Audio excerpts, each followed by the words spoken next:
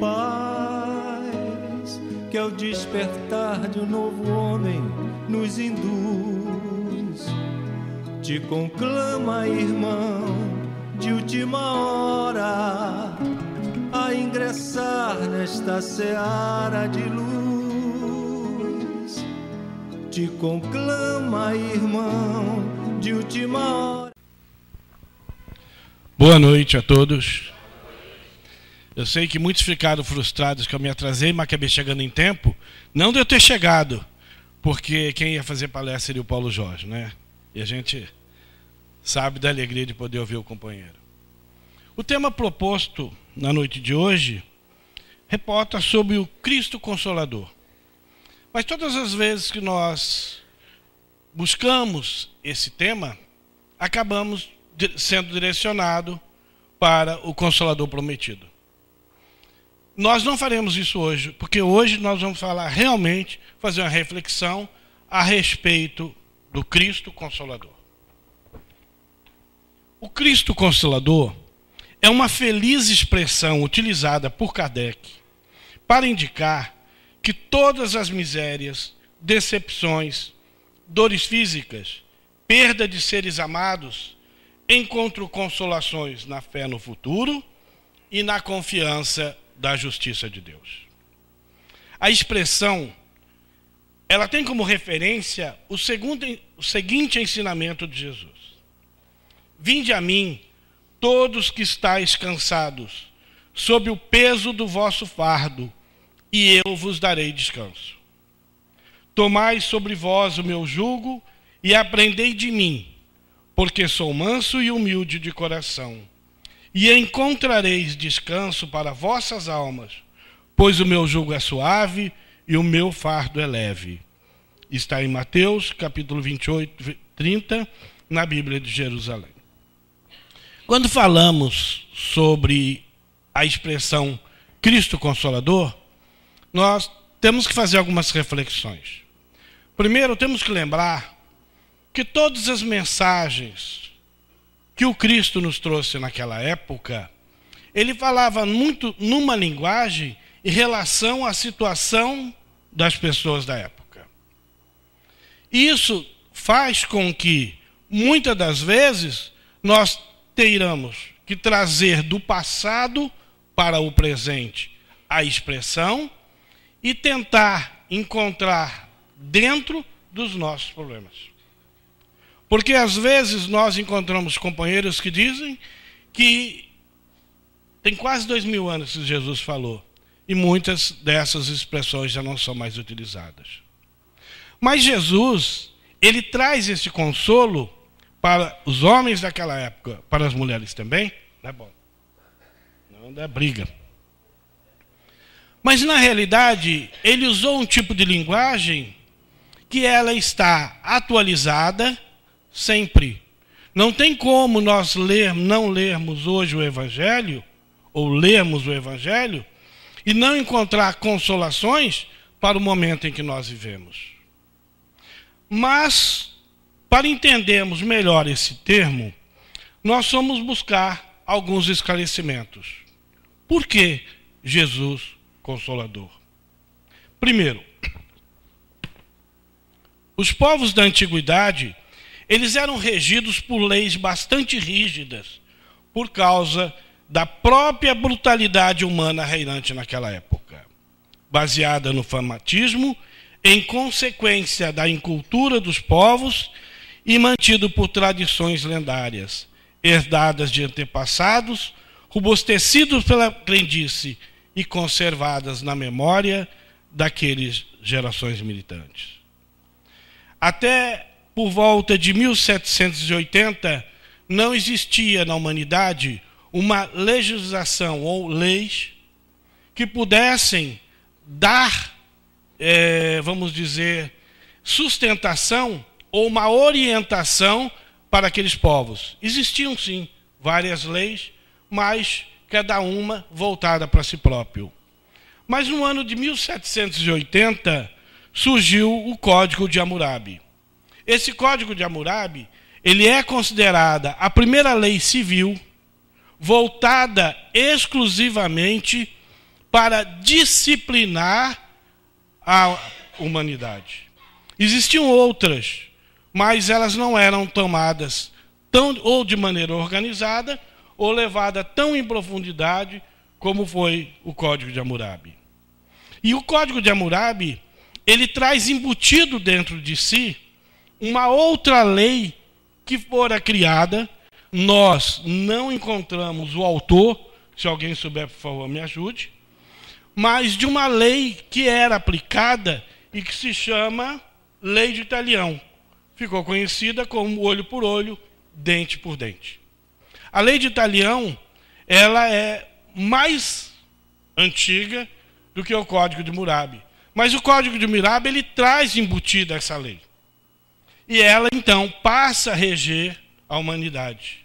Até por volta de 1400 antes do Cristo, esqueci de dizer, que quando surge o Pentateuco, ou o Torá, Antigo Testamento ou Bíblia Judaica, com as leis mosaicas.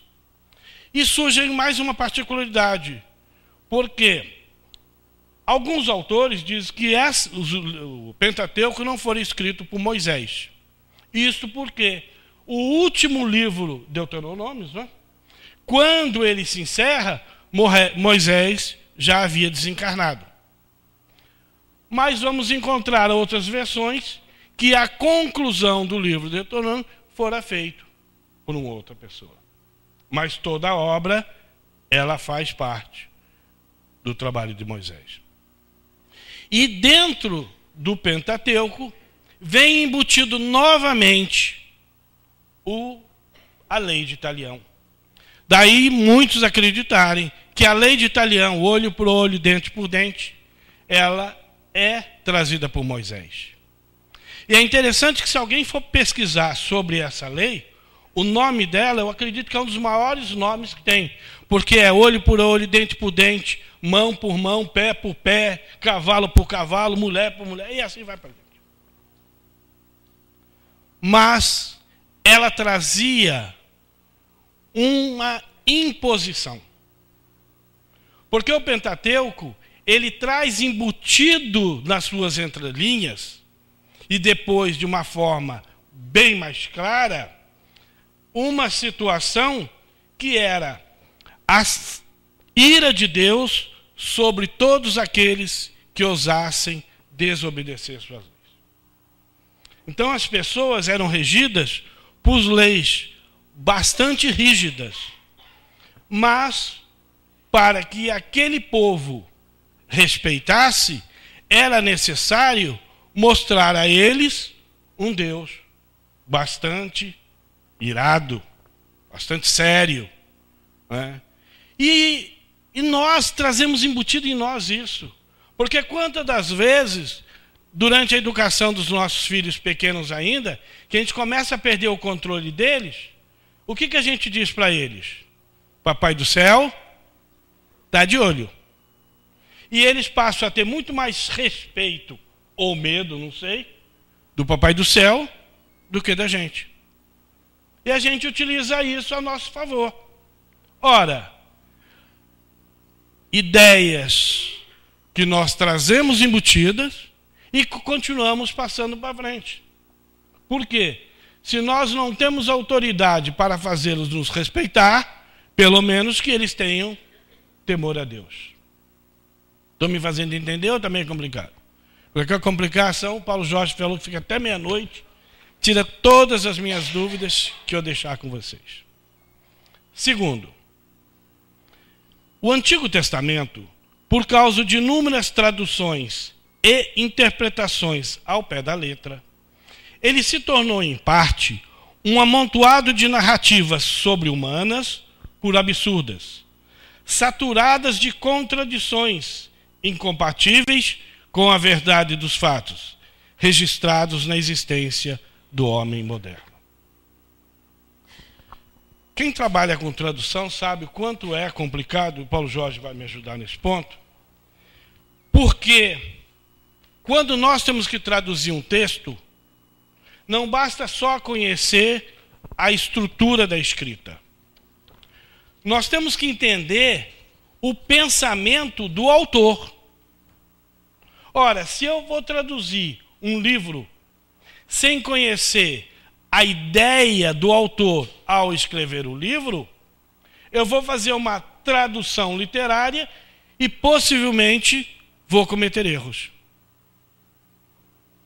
Mas o que eu estou falando encontra respaldo numa carta que São Jerônimo, no ano 384, quando o Papa Damásio ele institui o cristianismo, a religião católica, a Igreja Católica, ele então, querendo que todo o povo conhecesse melhor a Bíblia, ou o Antigo Testamento, ele chama São Jerônimo e diz, temos que traduzir, porque o nosso povo ainda não tem conhecimento suficiente do grego, que era escrito a Bíblia anteriormente. E São Jerônimo, ele escreve uma carta ao Papa Damásio, dizendo mais ou menos, isso aqui é o resumo da carta.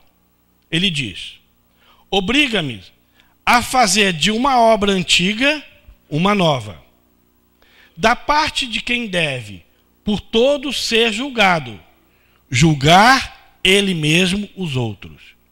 Querer mudar a língua de um velho e conduzir à infância o mundo já envelhecido, qual, de fato, o sábio e mesmo ignorante, que desde que tiver nas mãos um exemplar novo, depois de houver percorrido apenas uma vez, vendo que se acha em desacordo com aquilo que está habituado a ler, não se ponha imediatamente a clamar que sou um sacrilégio, um falsário, porque terei tido a audácia de acrescentar, substituir, corrigir alguma coisa nos antigos livros. Porém, um duplo motivo me consola desta acusação. O primeiro é que vós, sendo soberano pontífice, me ordena que faça. E o segundo é que a verdade não poderá existir em coisas que divergem, mesmo quando tivessem elas, por si só, a aprovação dos maus. São Jerônimo, nesta carta, ele mostra que ao fazer a tradução do grego para o latim, trazendo aquilo que conhecemos como Vulgata, ele iria fazer alterações. Não porque quisesse, porque era importante. Quando nós buscamos entender na obra do nosso companheiro Severino Celestino, aquele livro analisando as traduções bíblicas, nós vemos que muitas traduções, elas tiveram, além do desconhecimento, o interesse em mudar. E o que aconteceu? As mudanças colocadas, elas passaram a dar uma nova visão, mas ainda distorcida. Mas como diz São Jerônimo, que a verdade não pode existir naquilo que diverge, porque a verdade é algo que nós ainda temos dificuldade de entender. Porque a verdade que nós conhecemos hoje, podemos dizer que é uma verdade relativa. Porque a verdade mesmo não se pode modificar. Mas a verdade que nós conhecemos e que nós defendemos, ainda é a nossa verdade. Ou seja, o nosso ponto de vista, a nossa interpretação. Por isso que Jesus diz, está lá em João, conhecereis a verdade e a verdade liberta. Mas ele traz para si a verdade e dá uma orientação. Ele não diz que todos terão acesso à verdade. Está lá em João, quando ele diz, se quiseres ser meus amigos, fazei o que vos mando, e conhecereis a verdade. Ora, ele condiciona, aqueles que quiserem conhecer a verdade, terão que ser seus amigos. Não é amigo no sentido de amizade que nós conhecemos hoje, mas é estar, ser discípulo. E aí o que acontece? A verdade que nós vamos conhecer será uma verdade, trazida por quem? Por Jesus. Por isso, nós vamos ver que mesmo com todas as traduções, as leis de Deus em relação aos homens não foram modificadas. Foram simplesmente adaptadas por Moisés à necessidade da época.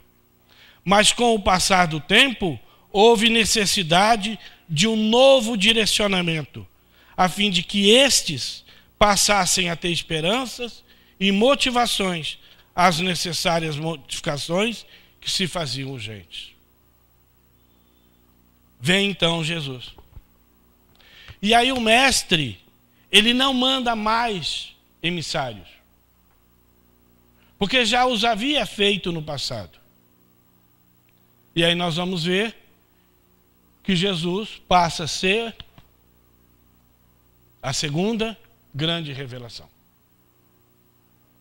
E ele vem nos falar de coisas que nós já conhecíamos, mas não tínhamos noção de entender. Por isso que Jesus começa dizendo: não cuideis que eu vim destruir as leis ou os profetas. Eu não vim abrogar, mas eu vim cumprir. Ora, se ele veio fazer cumprir, significa que nós já tínhamos conhecimento. A questão é que nós tínhamos um conhecimento distorcido. Porque as leis de Deus, elas desde a nossa existência, como seres inteligentes, ou como da raça humana, né, podemos dizer, agora faltou um detalhe, o nome, né? Desde a nossa humanização, nós trazemos embutido em nós as leis de Deus. Então, não podemos dizer que não conhecemos, podemos dizer que não lembramos, mas as leis de Deus, elas são, para nós, aquele guia seguro que nos direciona. Quando uma criança faz uma coisa errada, basta a gente olhar para a criança que ela se entrega logo. Depois que a gente se torna adulto, a gente aprende a disfarçar. Mas nós disfarçamos para os outros, mas não conseguimos disfarçar para nós mesmos. Basta lembrar que quando nós fazemos alguma coisa errada, à noite, a consciência ficou cobrindo. Lembra? Pensa bem. Né? E a gente fala que fica remoendo aquela história a noite toda. Porque é a nossa consciência. E quando nós dormimos, que vamos ao plano espiritual, além de termos uma maior liberdade na interação com o plano espiritual, nós temos contato direto com os nossos amigos que nos acompanham. E eles vão nos cobrar. Você sabia, fez o que quis. E Jesus continua então: ouvistes o que foi dito, olho por olho, dente por dente. Eu, porém, vos digo que não deveis resistir ao mal, mas se qualquer te bater na face direita, oferece também a outra. E se alguém te obrigar a caminhar uma milha, anda com ele 2. Eu não lembro o autor agora da expressão que, se fôssemos seguir olho por olho, dente por dente, ao pé da letra, a humanidade seria hoje cega e banguela. Não sei se foi Gandhi. Foi Gandhi? Obrigado, companheiro. Não é? E aí a gente para pensar. É esta questão de que não leva o desaforo para casa? Vale a pena? Dê um tapa, leva 2? É a lei antiga que nós ainda trazemos no nosso inconsciente, que não podemos baixar a cabeça ao inimigo. Temos que ser mais forte do que ele. Continua Jesus: Ouviste o que foi dito: amarás o teu próximo, odiarás teu inimigo. Eu, porém, vos digo: amai o inimigo, bendizei o que vos maldizem, fazei bem ao que vos odeiam, orai pelo que vos maltratam e vos perseguem, para que sejais filhos do vosso Pai que está no céu. Pois se amar os que vos amam, que galardão tem? Não fazem os publicanos também o mesmo? Sede vós perfeitos, como perfeito é o vosso Pai que está no céu. Gente, amar quem nos ama é fácil. O difícil é ajudar quem não gosta da gente. Mas o mérito maior está naquilo que nós fazemos e não naquilo que nós sofremos. Nós temos que ter uma visão da vida para entender a questão do Cristo Consolador. Não é no hoje, mas é no amanhã. Porque se nós aprendemos que somos espíritos criados para viver a eternidade, o que é o hoje frente à eternidade? Se nós aprendemos dentro da doutrina espírita que todo ensinamento que temos é para nos ajudar a crescer, por que eu continuo marcando passo ainda, baseado naquela ideia passada da lei de Italião? O porquê que nós ainda dizemos que esquecemos o mal que nos fazem, porque temos plena confiança na justiça de Deus? Eu perdoo, eu esqueço, mas a lei de Deus vai pegá-lo um dia. Nós esperamos o quê? Que Deus se vingue por nós. Por que o povo judeu até hoje tem dificuldade de entender Jesus? Porque eles não estão esperando aquele Messias que vinha na frente de um monte de soldados e, ao desembainhar as espadas, ir simplesmente transformar os donos nos escravos e os escravos nos donos. Ou seja, os dominados passariam a dominar aqueles que os dominavam. Seriam mais ou menos, nós não vamos entrar em política, quando uma oposição vence e esquece que passa a ser situação. Porque oposição não é quem está na situação, em quem está fora fiscalizando. Porque se estiver dentro, é situação. E às vezes esquecemos disso. Isso nós vemos em todo local. Se numa reunião de diretoria nós somos voto vencido porque a nossa ideia não foi aceita, o que fazemos? Adotamos a ideia aceita? Não. Dizemos: eu continuo, embora eu não concordo com nada disso. E ficamos fazendo oposição. Nós ainda trazemos isso no nosso inconsciente.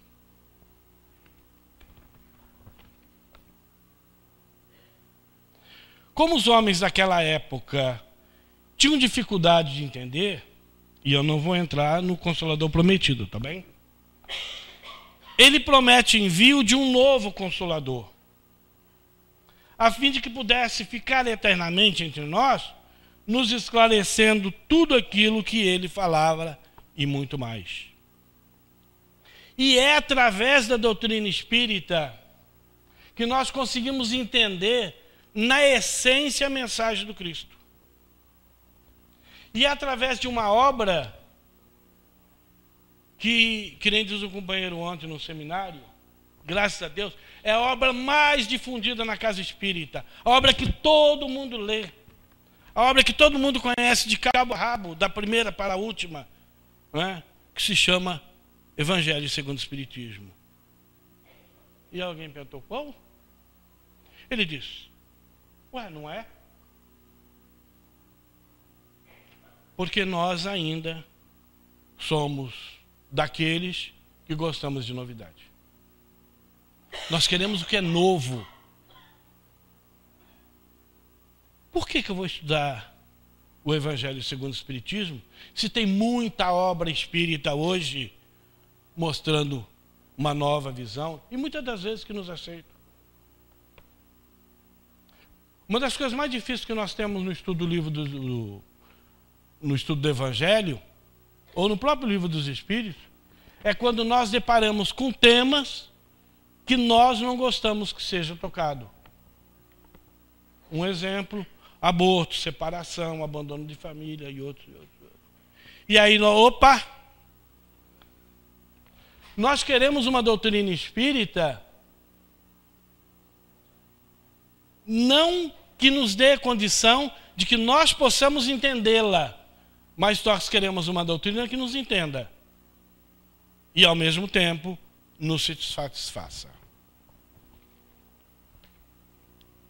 Através da doutrina, nós conseguimos entender melhor as nossas dificuldades, quem somos, de onde viemos, sobre a morte, que ela não existe, sobre a questão da vida que continua, que quem morre é um corpo, mas nós continuamos. Que ao sairmos do corpo físico, continuamos tal como somos. Não muda nada. Se por um acaso agora eu tiver um infarto, tomara que eu não tenha, tá? Tem algum cardiologista presente? E eu cair aqui, o que vocês vão ver? Me desculpa a pergunta. Um corpo caído. Dependendo da minha situação, o que é que eu vou ver? Um corpo caído. Ué! Porque a coisa continua. Não é porque o meu corpo morre que eu mudo. Ou que nem diz o outro, morreu, vira santo. Até porque os santos, eles não aceitam essa questão de santos. Eles respeitam a opinião.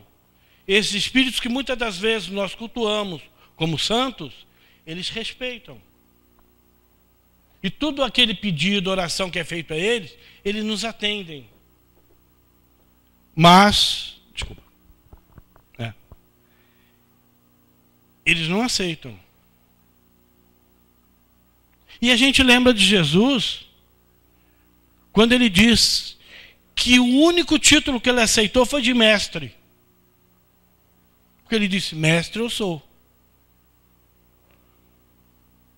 Porque mestre é quem ensina. Certa feita eu li, eu não vou entrar em questão, que existe uma diferença entre ser mestre e ser professor. E eu perguntei por quê. Porque diz que o professor, na maioria das vezes, é aquele que transmite um conhecimento. E o mestre é o que ensina o conhecimento. Por isso Jesus aceitou o título de mestre. E vamos ver mais que as desigualdades sociais, raciais, as doenças físicas, vamos entender o porquê disso. Por que crianças morrem em tenridade? Por que processos dolorosos existem em famílias, muitas das vezes boas? Ou por que ainda existem situações que nós dizemos, por que aconteceu isso? Ele era tão bom. Por que não aconteceu com fulano que está aí prejudicando todo mundo? Porque nós simplesmente não entendemos que a reencarnação é uma prisão. Que o desencarne, claro, cada caso é um caso, é uma libertação. E em vez de festejarmos aquele que parte, porque cumpre a sua etapa, nós entristecemos e queremos que eles continuem entre nós. Eu tive um irmão encarnado, quer dizer, eu ainda tenho. Ele viveu 10 anos numa vida vegetativa. Ele era espírita. E uma vez minha mãe me ligou e pediu que eu fosse para o Rio, porque parece que ele estava pronto para desencarnar. Fomos para o Rio, cheguei lá, minha mãe desesperada. Ah, meu filho, eu acho que esse irmão não passa de hoje. Temos que orar. Falei, para ele partir? Falei, não, temos que orar para ele melhorar. Eu virei para ela e falei, me desculpa, mamãe, eu acho que a senhora está sendo muito egoísta. Ela, por quê? Eu falei, a senhora está pensando na senhora ou nele? Ela virou as costas e foi embora. Ela morava próximo da casa do meu irmão. E ela falou, não quero nem que me leve. Foi embora. No dia seguinte ela me ligou e falou, meu filho, me perdoe, porque eu saí ontem com tanta raiva sua, mas eu pensei, porque a maior alegria que eu tenho todo dia de manhã é acordar, tomar café e vir ver seu irmão. E eu chego aqui, ou ele está dormindo, ou não está, mas vou lá, dar um beijo nele, aquilo é uma alegria enorme. E só em pensar que isso não poderei fazer mais, por isso que eu falei aquilo contigo. Eu falei, a senhora não conhece a doutrina espírita? Ela falou, eu conheço. Eu falei, então a gente tinha que ficar feliz. Porque, infelizmente, quando um doente que está muito longo e que nos dá muito trabalho desencarna, a gente fala assim, graças a Deus, ele descansou. Nós deveríamos dizer, graças a Deus, agora a família descansa, porque não sabemos como continua a vida daquele que desencarnou. Porque a doutrina espírita nos ensina que quando saímos dessa vida, dependendo da situação, nós vamos para a escola, vamos para o hospital, porque não muda nada. Se estamos doentes aqui, desencarnamos, continuamos doentes lá. As obras de André Luiz estão aí para dizer isso. A doutrina espírita vem nos mostrar Jesus, que ele nos traz a questão do fim do ódio, das mágoas. Vem nos ensinar a amar, a compreender um futuro muito melhor para nós. Não aquele futuro do olho por olho, dente por dente, mas um futuro melhor. Ele vem nos mostrar que uma mãe que ama um filho hoje e o filho parte, ela não perde o filho, porque se ela o amava, eles vão se encontrar à frente. É uma simples separação. Ou como diz, é um momento, é uma viagem, é uma partida. Quando meu filho entrou no exército, ele foi para o Amazonas, para servir 4 anos lá no meio do mato. Minha esposa entrou num desespero violento. Ela falou, perdi meu filho. Eu falei, só está ali. 4.000 quilômetros, mas é ali. Quando alguém desencarna, não são 4.000 quilômetros. É só uma mudança de plano. Mas estamos aqui. Lembra que estava todo mundo olhando até eu? Aí alguém vem, socorre, não tem mais jeito não. Leva, Paulo Jorge assume, termina até o final. E eu fico aqui sem fazer o quê?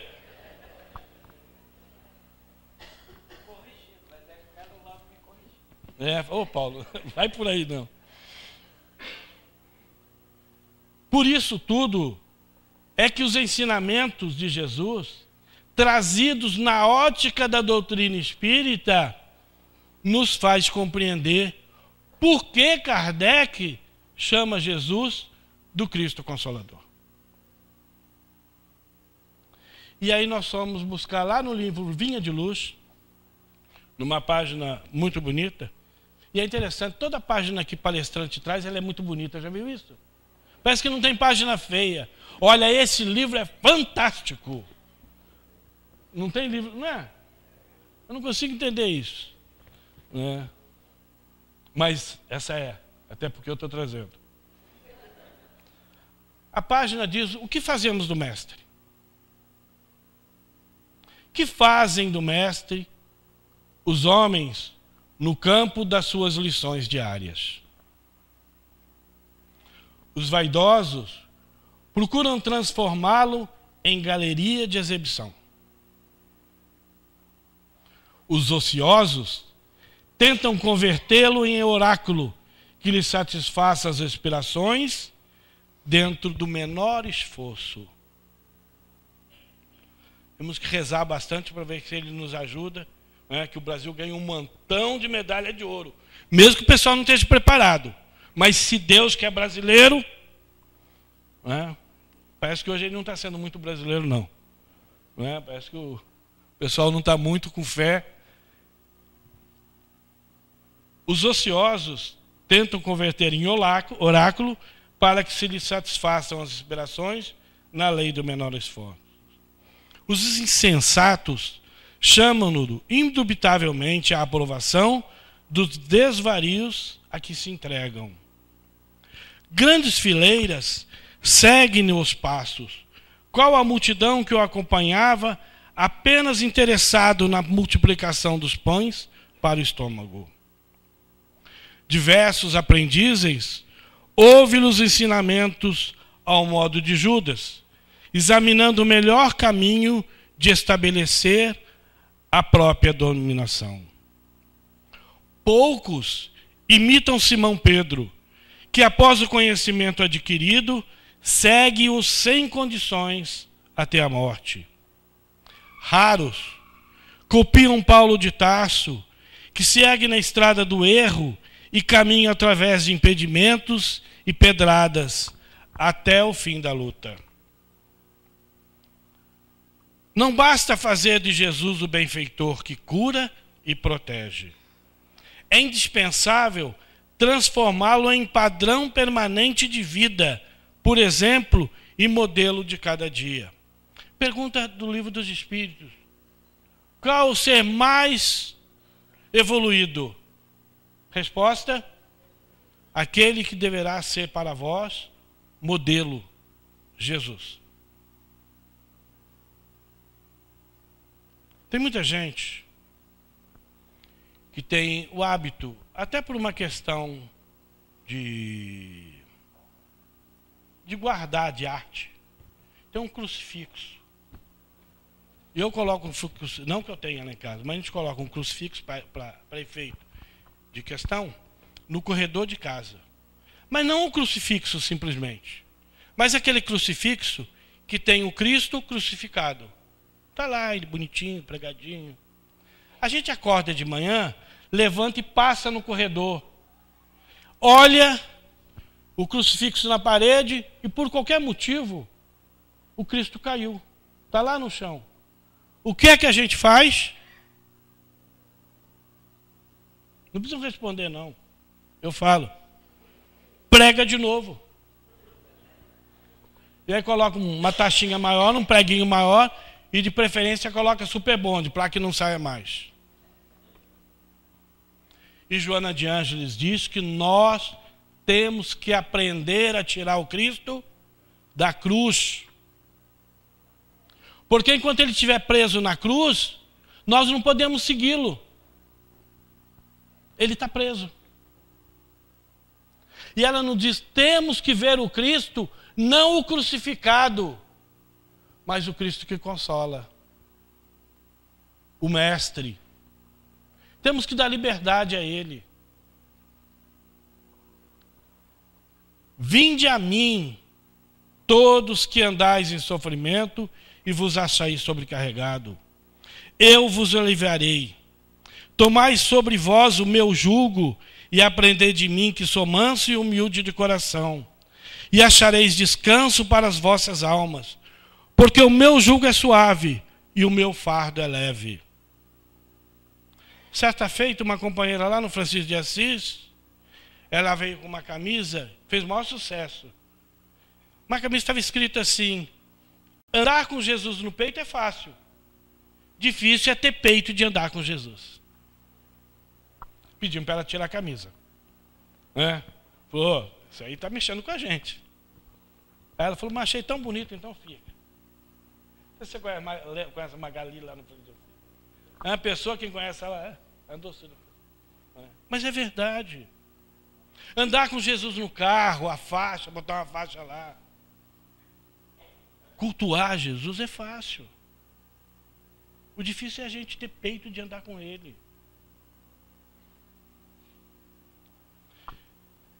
Tem aquela história, quando ele fala, tomai sobre vós o meu jugo, a história daquele... Ela é conhecida, eu acho que vou contar aqui, mas todo mundo já contou.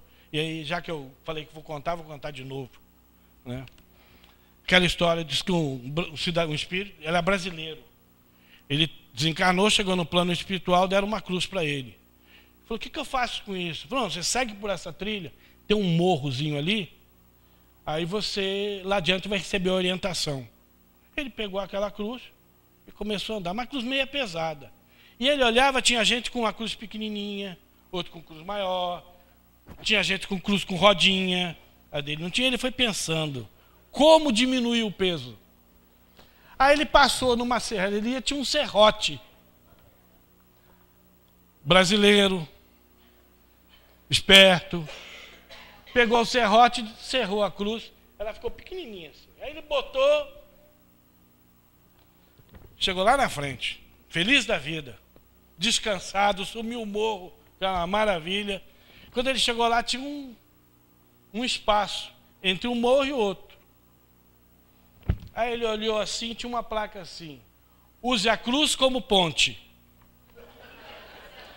Aí todo mundo pegava a cruz, botava, passava. Ele olhava, porque tinha gente que tinha uma cruz pequenininha. Quando botava, parece que a cruz aumentava ou o morro diminuía. Mas aquela cruzinha era suficiente, passava.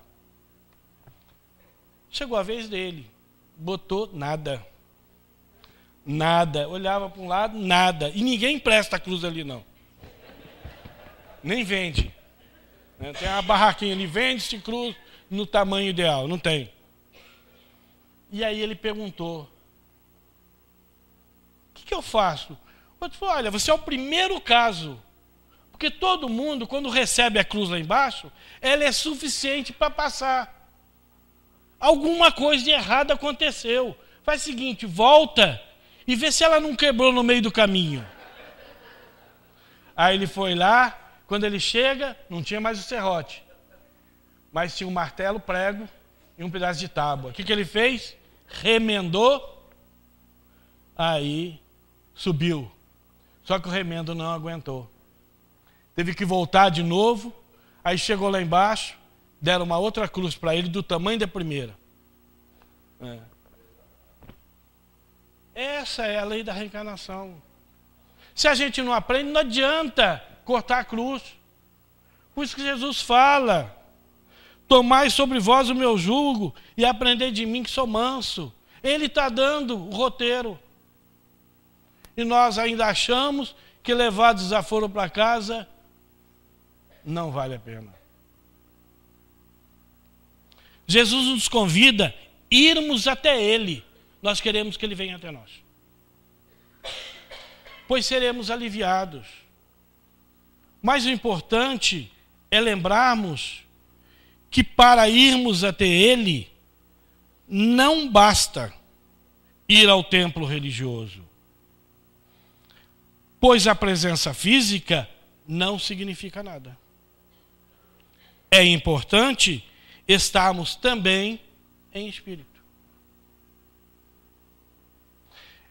Teve um companheiro que fez uma palestra lá, não sei se nem foi o Paulo Jorge, não foi? Ele falou que é a coisa mais interessante a gente observar a plateia. E ele falou assim, a gente começa a falar na hora, está tudo em silêncio, vai terminando a hora, não sei porque todo mundo olha para o relógio. Né? Deve ser para torcer para o relógio andar bem devagarzinho. O pessoal pode olhar para o relógio à vontade, tá? Quantos vêm ao centro espírita, vão às igrejas, esperando milagres?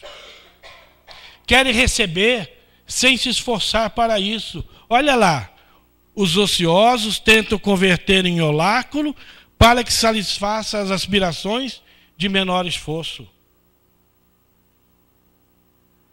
Eu, quando vim à casa espírita pela primeira vez, foi mais ou menos assim. O meu sogro havia desencarnado há alguns anos. E a paixão dele era a minha filha, que era pequenininha. A minha mãe, ela tinha uma certa mediunidade, mas ela não gostava de casa espírita, que ela fazia esse negócio de ficar olhando para o espírito, vendo o espírito, conversando com o espírito, estou fora. E achava que mudava alguma coisa. E ela, uma vez, acordou desesperada, porque ela olhou e viu o meu sogro do lado da cama da minha filha. E o meu sogro, não sei se já sabia que tinha desencarnado ou não, o que ele fez? Ele, quando a viu e percebeu que tinha sido visto, ele tentou calar a voz dela. Só que ele teve derrame. Então ele tinha dificuldade. Ele pegar o copo, ele era meia hora para pegar o copo. E minha mãe falou que naquele momento, ele veio no pescoço dela e tentou enforcá-la. Eu acho que ele tentou botar a mão na boca, né? Calma, faça silêncio. E ela falou, meu filho, ele está aqui. Eu falei, o quê? Eu conheci um companheiro lá na Marinha, o Lima, lá do Francisco de Assis. Eu fui procurar o Lima. Falei, Lima, você é do grupo espírita, né? O cara é o seguinte, estou com um problema. Você pode ir lá em casa? Ele falou, por quê? Eu falei, porque minha mãe disse que meu sogro está lá. Ele falou, tu não gosta do seu sogro? Eu falei, não, meu sogro já morreu. Aí ele falou assim, o que você quer que eu faça lá? Tira ele. Ele falou, bem, faz o seguinte, dá um pulo lá no grupo, que a gente conversa melhor. Eu falei, mas ele não está lá, ele está lá em casa. E aí, ele marcou comigo numa quarta-feira, ou terça-feira, eu não lembro bem o dia, lá no Francisco de Assis, eu fui lá. A minha questão é o seguinte, você vai tirar ou não vai? Só que quando chegou lá, me deu um negócio tão ruim, que eu fui levado para um tratamento espiritual. E acabei ficando na casa espírita. E daí resultou eu ficar na casa espírita, comecei a me tratar tudo e fui entendendo que na realidade era melhor deixar meu sogro lá. Se ele gostava dos netos, qual era o problema dele estar lá? Mas a gente aprende com estudo. Mas muitos de nós ainda vamos à casa espírita esperando que resolva os nossos problemas. Tira meu sogro de lá, ó. Tira, depois a gente conversa. Quantos de nós que trabalhamos, a gente ri, a gente brinca, tudo. É sério, a gente trabalha no atendimento, que as pessoas chegam e falam, olha, a situação está ruim. Querem respostas que lhe convençam e não que lhes ajudem. Falei alguma coisa errada? Querem receber sem se esforçar para isso. Ontem eu fui assistir um seminário sobre mediunidade e o companheiro usou uma expressão que eu achei muito engraçada, que ele disse o seguinte: todo médium reclama que se estuda demais. Não é um absurdo? Aí todo mundo As casas ainda têm esse hábito. Muito estudo para médium. Não é? Aí eu entendi que a maioria dos médios ali concordou com ele, né? Aí ele falou assim, só tem um problema. Quando a gente estuda o Espiritismo, a gente aprende que o Espiritismo é um ensinamento eterno. Se é eterno, a gente vai parar de estudar quando? Aí todo mundo ficou quieto. Aí ele falou, médio não pode parar de estudar, porque todo dia ele tem que aprender alguma coisa para a próxima reunião. E aí ficou todo mundo quieto. Mas é uma realidade. A gente quer estudar o livro dos Espíritos, quanto tempo dura? Aí o Paulo Jorge diz, olha, aqui quando a gente chega na última questão, a gente volta para a primeira. Tem diploma? Falando nisso, estão me devendo diploma do curso de mediunidade seminário aqui, é que eu fiz. Porque nós ainda não queremos nos esforçarmos para entender isso. E aí a gente observa que todo o ensinamento que nós recebemos na casa espírita, ele tem como origem o Evangelho de Jesus. Todos. Mediunidade está lá no Evangelho.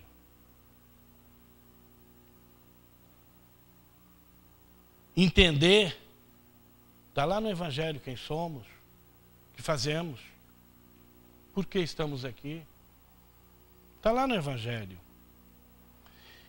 E aí nós conseguimos realmente entender por que Kardec usa a expressão o Cristo Consolador. Porque o objetivo dele é nos trazer consolo. Não é atenuar os nossos males. Não é diminuir as nossas dificuldades. Eu sou o caminho, diz Severino Celestino, que a frase correta não é eu sou o caminho, a verdade e a vida. Embora não mude nada a expressão que ele usa. Mas ele diz que Jesus é o caminho da verdade e da vida. Se nós o seguirmos, nós chegaremos ao Pai. Mas, muito melhor do que isso, nós seremos consolados, mesmo que continuemos com sofrimentos. Nós seremos consolados, mesmo que as dificuldades continuem conosco.